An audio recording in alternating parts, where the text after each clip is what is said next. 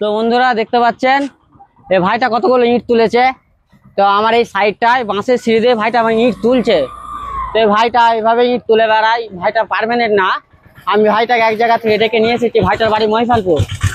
তো ভাইটা এইভাবে ইট তুলে বেড়াই। তো আপনাদের কোনো যদি কারো সাইডে ইট তুলতে হয় কাজের সাইডে, তো এই ভাইটার সঙ্গে যোগাযোগ করবেন। এই ভাইটার মুখে শুনে নিন সে কোথায় কোথায় ইট তুলে এসছে এবং ইট তুলতে যাবে।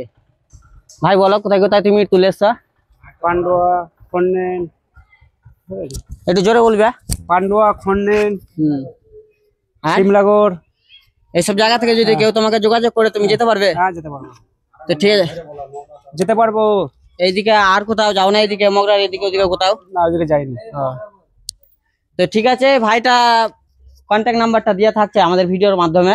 তো কারো যদি দরকার হয় আপনারা যোগাযোগ করবেন। ভাইটা তোমার নাম্বারটা ভাই বলে দাও একটু। 70 29 079 72। আচ্ছা, তো ভাইটা নাম্বার বললো, কারো যদি দরকার হয় এই নাম্বারে ভাইটার সঙ্গে যোগাযোগ করে নেবে। তো আপনারা ভিডিওটা দেখবেন, আপনারা এই ভাইটার নাম্বার আমাদের স্ক্রিনের মধ্যে দেওয়া থাকবে, ভাইটার সঙ্গে যোগাযোগ করে নিতে পারবেন আপনারা। তো আমাদের এই ভিডিওটা আসবে জিলানি রাজমিস্ত্রি চ্যানেলে। ভিডিওটা ছিল এই পর্যন্ত। আসসালামু আলাইকুম।